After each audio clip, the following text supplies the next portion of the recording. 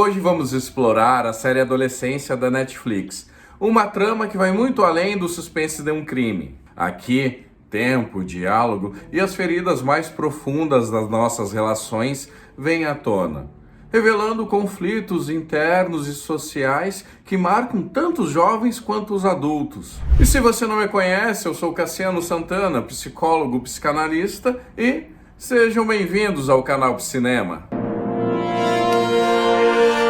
A adolescência nos apresenta Jamie, um jovem de 13 anos que está envolvido em um caso chocante, o assassinato de sua colega Kate. Mas, mais do que um crime, a série nos convida a refletir sobre o tempo que na psicanálise representa tanto a passagem das fases do desenvolvimento, quanto a cicatrização ou o agravamento das feridas emocionais. Freud já nos ensinou que o tempo pode ajudar na elaboração de um sofrimento, isso se houver espaço para o diálogo, para o falar. Mas e quando esse tempo parece acelerar a dor e a desintegração dos vínculos? Essa é a pergunta que a série nos faz. Um recurso técnico que se destaca na série é o plano sequência. Essa técnica que elimina cortes e cria uma continuidade fluida obriga o telespectador a vivenciar cada momento de forma intensa e ininterrupta. Como Lacan destaca a importância do olhar da constituição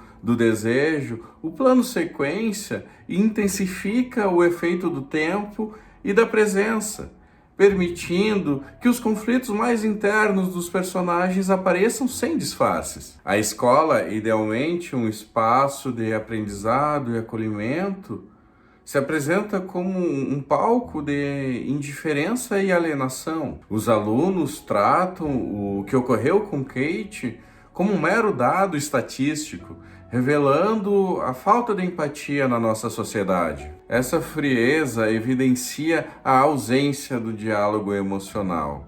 É essencial para o desenvolvimento saudável, conforme ensina Freud. Mas a adolescência não foca apenas no ambiente escolar.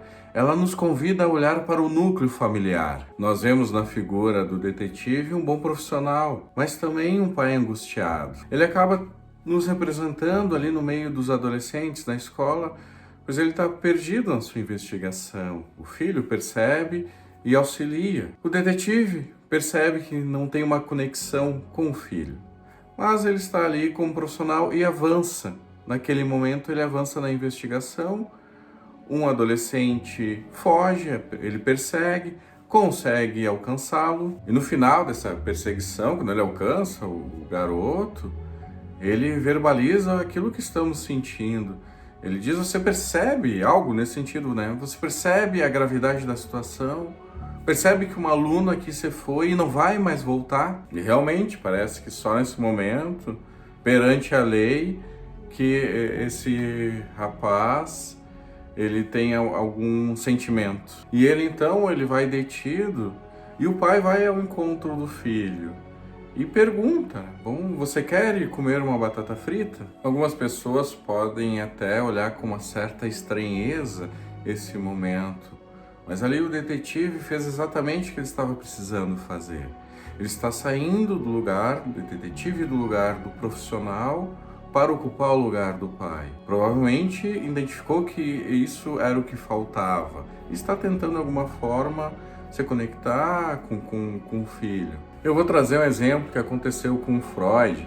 Ele estava em casa jantando e depois foi brincar com a sua filha, quando foi questionado: como que você consegue, depois de ouvir tantas angústias, vir para casa, jantar tranquilamente com a sua família e depois brincar com a sua filha? E o que Freud responde: é justamente por eu poder jantar tranquilamente com a minha família e brincar com a minha filha que eu consigo escutar as angústias dos meus pacientes. E na série, a família de Jamie, que é retratada com muita fragilidade, onde a comunicação é precária e os vínculos parecem estarem se desfazendo. E como é de se imaginar, Freud dizia que o lar deveria ser um ambiente muito seguro para o desenvolvimento do ego. E quando isso falha, as consequências podem ser devastadoras. E a série ilustra esse colapso com muita maestria. A adolescência traz à tona o drama da agressão ao feminino, que é um tema que ressoa fortemente na psicanálise.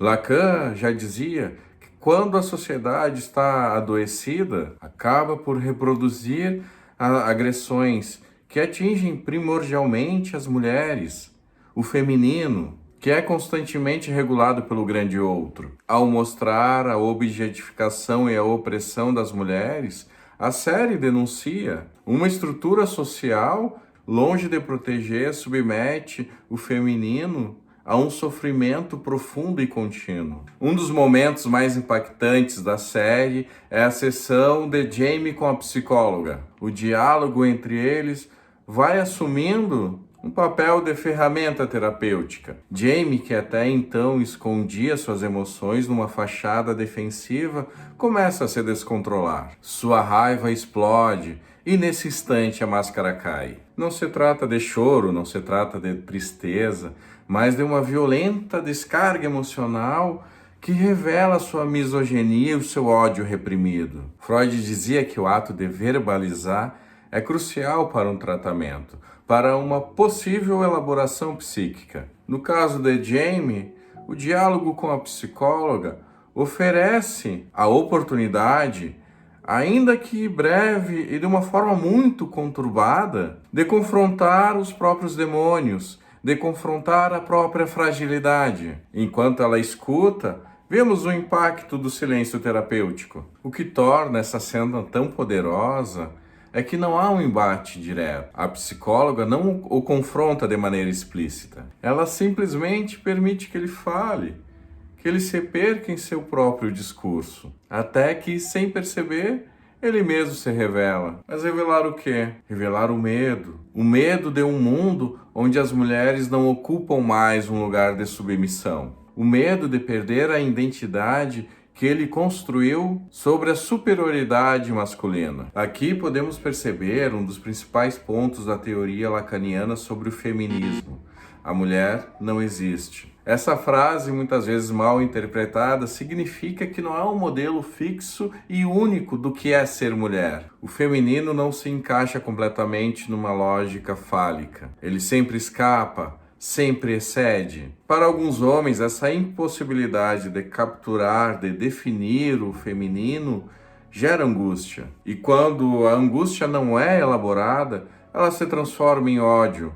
E vemos então alguns nichos, alguns termos que a série mostra, o Red Pill, Black Pill, algo assim, a Incel, que são nichos que negam a essência do feminino como único, subjetivo, singular, para tentar enquadrar numa lógica fálica. Nós podemos aprofundar um pouco mais o diálogo entre o Jamie e a psicóloga. Deixe nos comentários se vocês tiverem interesse. Também podemos falar mais sobre cada capítulo da minissérie, são apenas 4. Agora, se você ficou se questionando, né, para essas pessoas ali, a minissérie é baseada em uma série de fatos, né? Isso está na nossa cultura, isso está no nosso social, isso precisa ser falado. E a questão é, existe tratamento para esse tipo de pessoa? E sim, se a pessoa quiser mudar, enfrentar os seus demônios, olhar para sua fragilidade psíquica e não destinar a violência. Agora, o essencial é que seja por vontade própria. A psicóloga diz para Jamie, aceite qualquer tratamento que lhe for oferecido. Senão, não é possível. Se a pessoa não der um passo de aceitar e tentar uma mudança, não existe cura, não existe um tratamento eficaz para isso. Mesmo entrando num tratamento, falo sobre possibilidade, mas o essencial é a partir de um desejo. No clímax da série, somos confrontados com a figura do pai de Jamie, cuja reação final é tão impactante quanto silenciosa. Em um momento de profunda vulnerabilidade, o pai se vê incapaz de manter a compostura. Seu desmoronar é um grito silencioso contra um sistema que não soube proteger nem acolher. Freud já dizia que o processo de elaboração depende do reconhecimento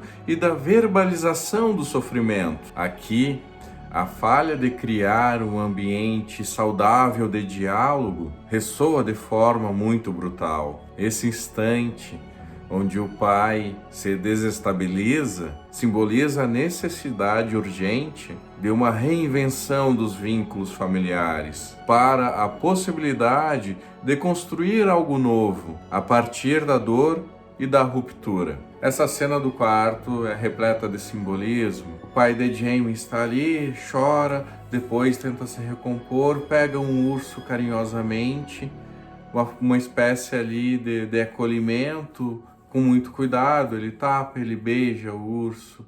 Podemos entender que ali ele consegue então se despedir daquele menino que ele dizia lá no começo da série, para poder enxergar quem o filho se tornou. Cada cena na série carrega múltiplas camadas de significado. Seja na indiferença dos alunos diante de um crime, na luta interna do detetive para se reconectar com seu filho, ou no doloroso confronto entre a psicóloga e o protagonista, consequentemente a manifestação de misoginia, a série nos obriga a encarar uma verdade. A desconexão emocional é um sintoma da sociedade que precisa urgentemente aprender a falar sobre suas dores. Se há algo que Freud e Lacan nos ensinam, é que o enfrentamento do sofrimento, a verbalização do que nos fere e o tempo dedicado à elaboração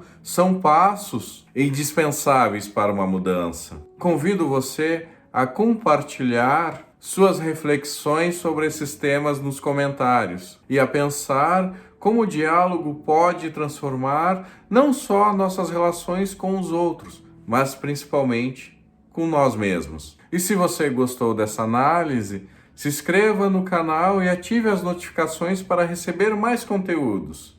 Filmes, séries e animes você acompanha aqui no canal Cinema. E até a próxima!